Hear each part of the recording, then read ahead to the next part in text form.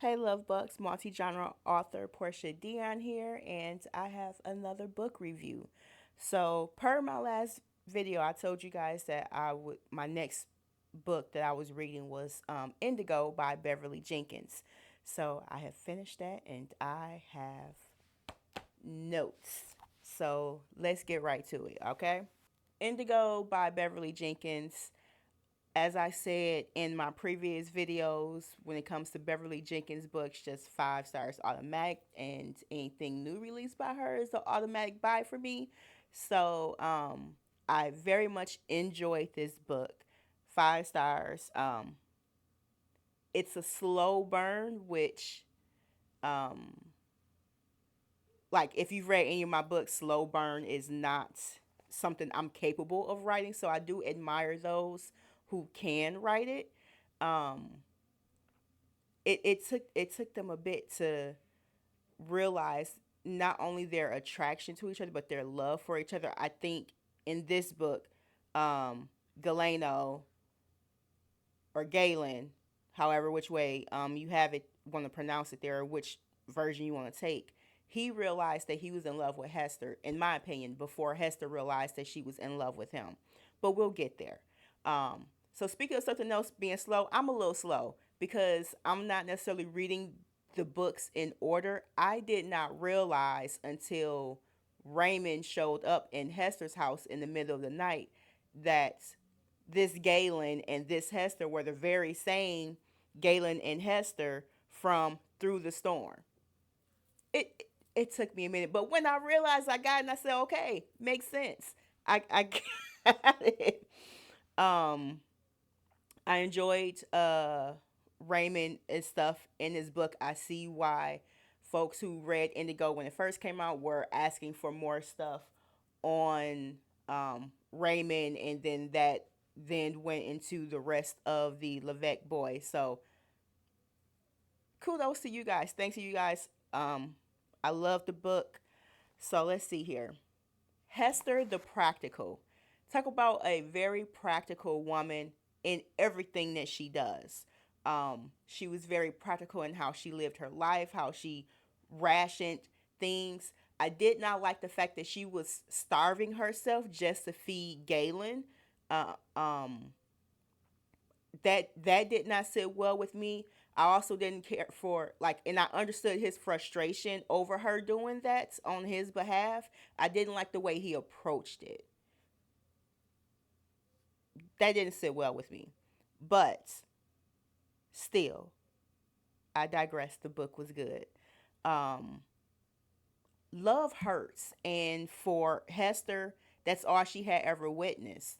The book Oath starts with a letter that is absolutely heartbreaking, um, concerning her parents and how her dad sold himself, like gave himself into slavery so that he could be with the woman that he loved.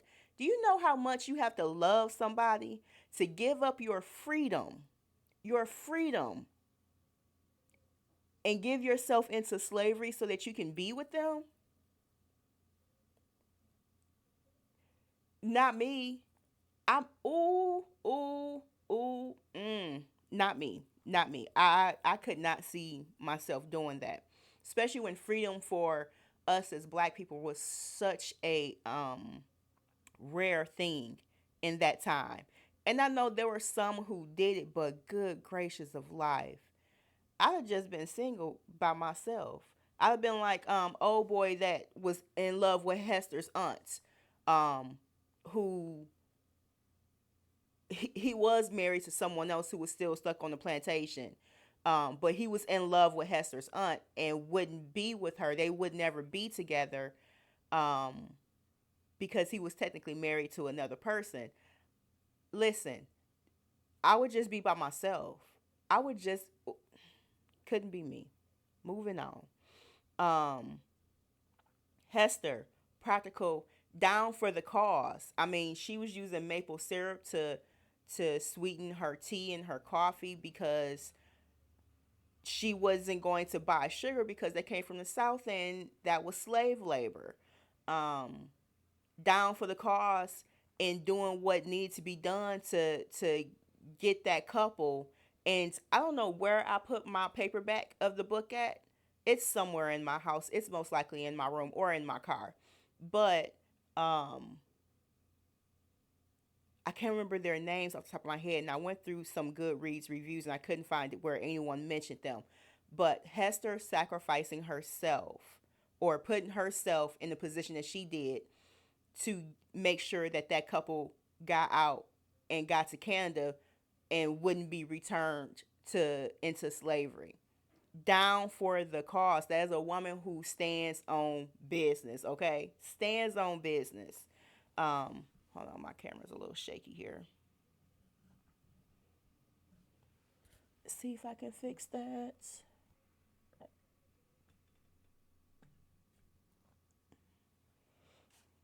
Okay, hopefully that gets a little bit more stable. Alrighty. Um, what else do I have here? Hester was naive. She was sheltered. She was sheltered, and that made her a little naive as to um, how things worked in life, and especially outside of Whitaker, Michigan, where they were at. Very naive to the dealings between man and woman. When she left her house and went to go see B or Bia, and asked her about how do a man and woman come together, um, because she didn't know, her aunt didn't teach her anything about it. Her aunt didn't even engage in it because she was in love with a man that she couldn't have. So naive, but Hester was smart. She was smart, and forward thinking. All of that in a very very practical way and stuff there. So what else do I have here? Galen knew he was coming back even though he didn't have to. He didn't have to. He It was no of no importance really to him or the cause overall to come back to Whitaker after he escaped with Raymond and his brothers, other than the fact that he was already in love with Hester. And he knew he was in love with Hester, crazy about her. And we see more of that later, in the discussions between Galen and Raymond when they're talking about Hester and how Galen's entire household, the staff, already knew about her, before she had ever even stepped foot into the house after he bought Lovejoy's property. So he didn't have to come back. And then also going back to it being a slow burn, part of the reason why it was a slow burn is because he couldn't see her because his eyes were swollen shut because he hadn't had the been beaten almost to death. Um, and because he had been beaten so bad, she couldn't really see how he looked either. And in his anger over what happened to him and essentially being betrayed and given up, which led to him being captured for momentarily and beaten and attacked, um, his anger over that led him to not be the nicest person to Hester. He was outright mean and rude. Um, them getting to the point where they could see past that and be cordial and even friendly to each other. They had to work through that, so that's one of the other reasons why it was a slow burn. Um, but when he came back to Whitaker, why he sneak in that woman's house to watch her sleep like a creep? Galen, you couldn't find another way to approach this, and then leaving roses on her pillow. That's not what them passageways was for, bruh. That's not what they were for. Um. Okay, so let's, as with any of Miss Bev's historical romances, her books, you're going to get some history lessons in there, and I absolutely love that about her books. Um, Absolutely love that about her books because it teaches me something, and I get real curious about something and start googling it. So love that. The mud pies. They made mud pies. And it's the simplest and cutest little thing. And it had me thinking, when was the last time I made a mud pie? I was definitely a child. I know for a fact I was under the age of 12. Because the last time I made mud pies, I'm pretty sure I made them with my dad. And we were in the backyard of the house I grew up at. My dad passed away when I was 12. So it had me thinking, when was the last time I want to be able to make mud pies with somebody or go dancing in the rain? You know, like the little things. It's the little things. I don't require a whole lot. Okay, enough about me. These books. Okay. Um, Hester making her first mud pie and doing that was absolutely great because she had a childhood, but she didn't. Part of her childhood, she was in slavery, and the rest of it, after she got to freedom and was living with her aunt, um, she essentially, in many ways, started almost immediately working for the railroad. At least that's what I got from it, and assisting her aunt in the cause, because her aunt was part of the Underground Railroad there. So, um, Foster and Janine. When Foster walked up to Hester there at the train station and said, I done took me a wife. But you done already been engaged to her. You've been engaged to Hester. Y'all was supposed to get married after you got back. You've been in England, going through Europe, gallivanting, done fell in love with the first high yellow broad that done gave you some attention on that boat. And then you didn't value Hester. Cause you made remarks about Hester not being a great beauty, but your wife is cheating on you, bruh. Your wife don't even love you. Your wife has no real interest in you, and you know it all. Oh my goodness, sitting there listening to him. I'm saying listening like I was sitting there in the room, but reading the pages of himself there talking their heads off. I wanted to knock him upside his head because, bro, you are annoying. I agree with Galen that he is a bore and that's the type of person that anyone, it's somebody out there for everybody, but good Lord, no. When it came to Foster, no. And then Janine getting caught by Hester and Galen in the schoolhouse that her and Foster were building, that Janine's lover was physically building and making repairs on, in there sleeping with them, and then turned off and threatened Hester with spreading rumors if she told Foster, and then spread the rumors anyway. Went and spread the rumors anyway, and turned Foster against his lifelong friend. And he out here calling her all kinds of things, and then spreading it to everybody else. So everybody looking at Hester like like she's some type of harlot because like she's laying up with Galen and doing all of that even before she had even laid with Galen. She hadn't even been with that man yet. Yes, she was attracted to him.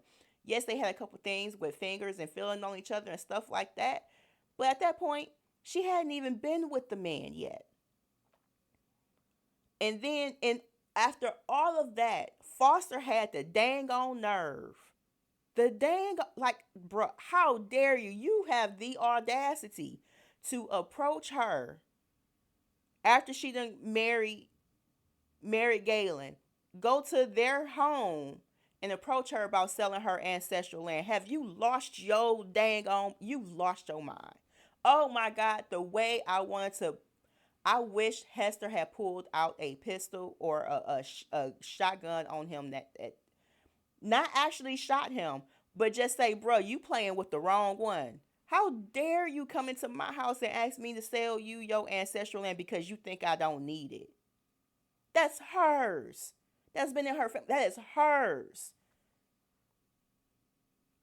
Could you imagine that if she had sold him that land, what would have happened? Or had Janine then had access to that land, and what she would have done with it, and how she probably would have been parceling off pieces of it just to get more money for whatever, and to fund her and her lover.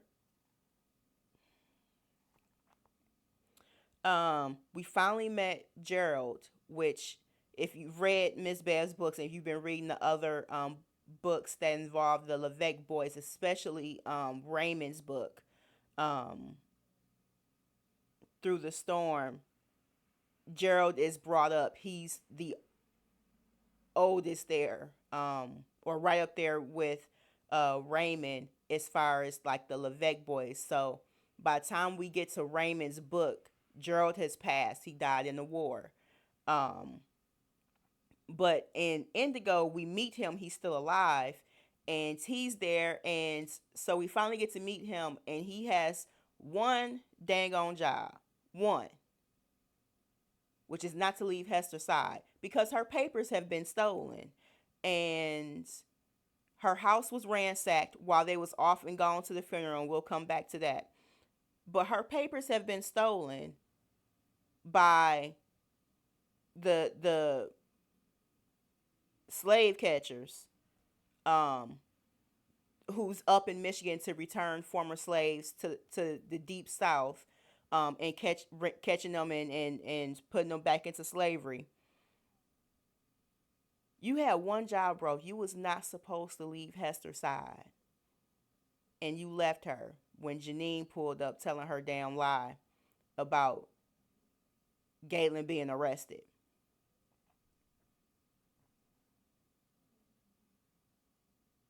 Bro, our one chance to meet you and see you, and you done messed up. You done messed up.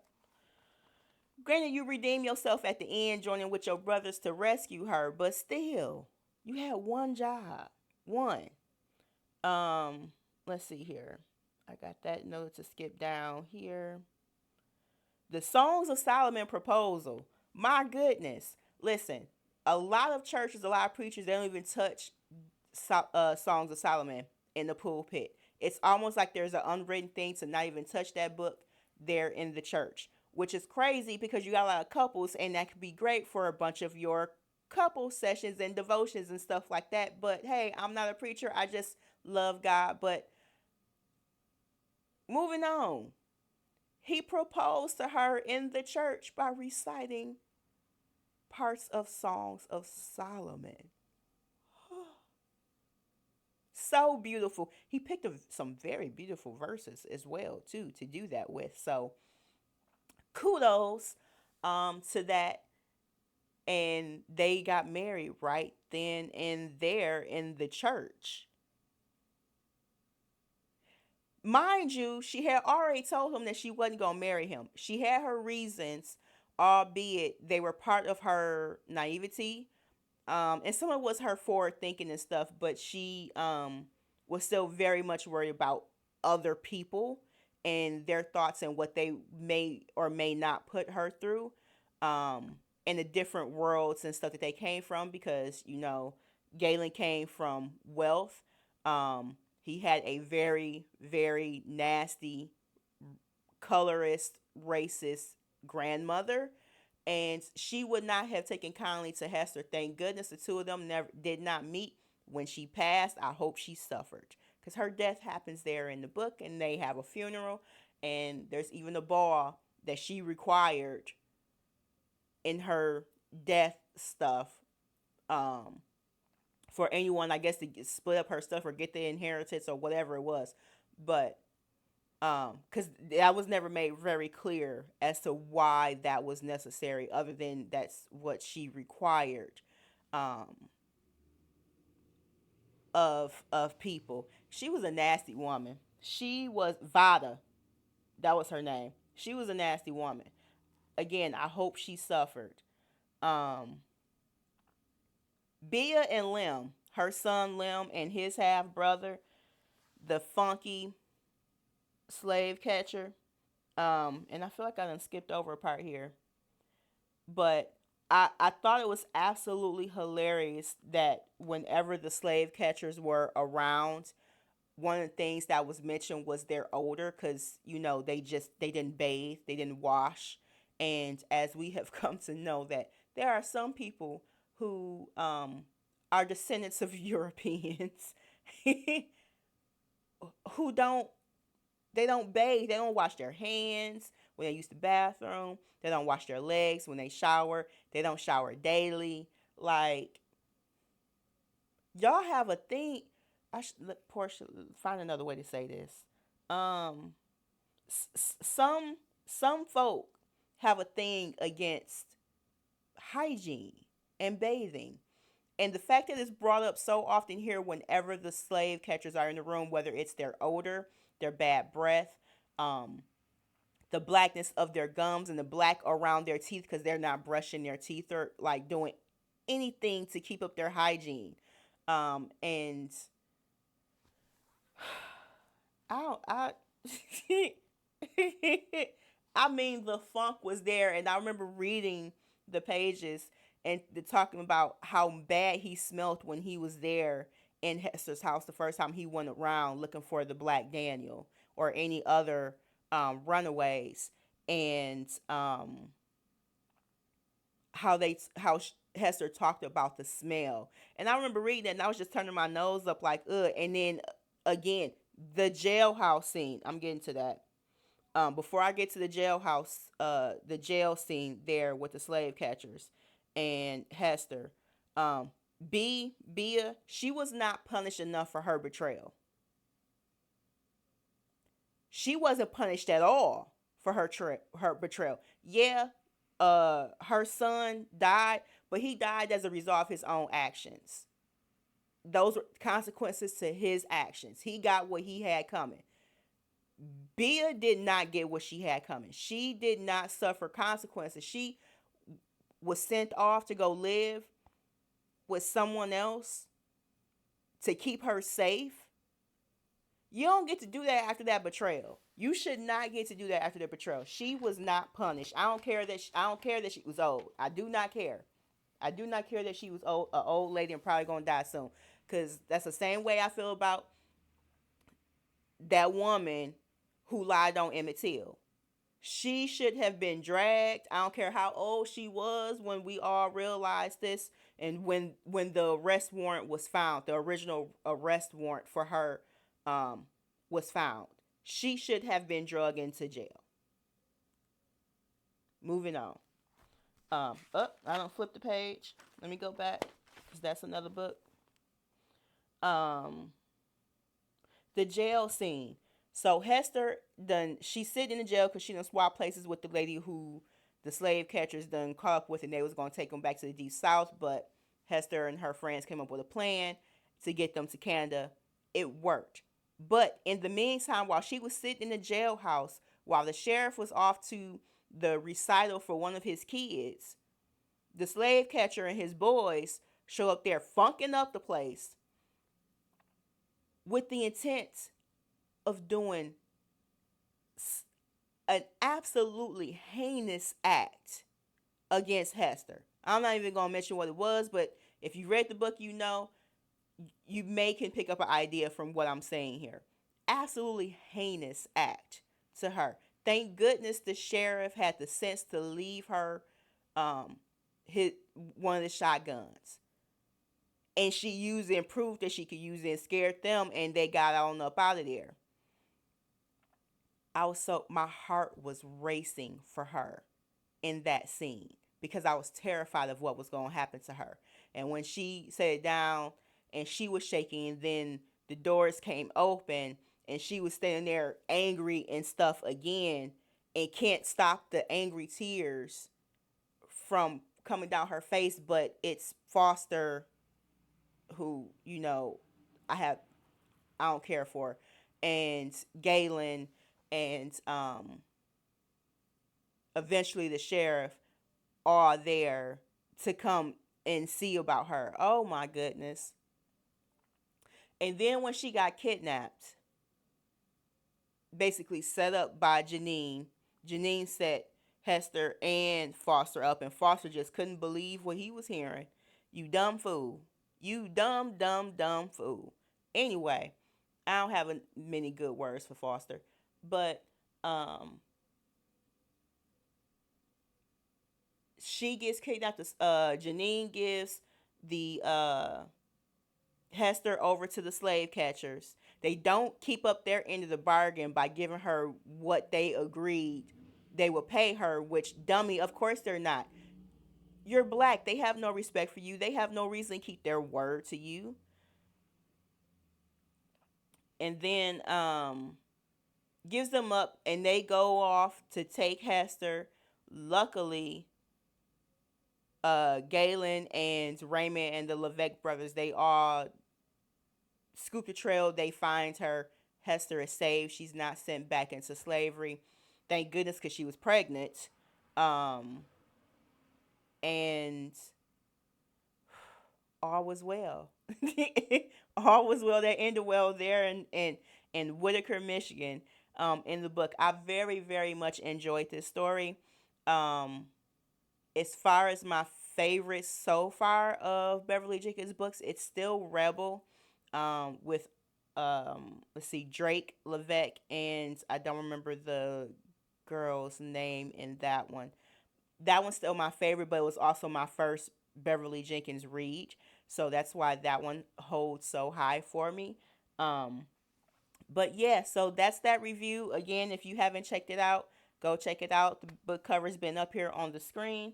And yeah, my next book that I'll be reviewing will be Before I Let Go by Kennedy Ryan. Taking a break from historical romances for a little bit there. But see you guys next week.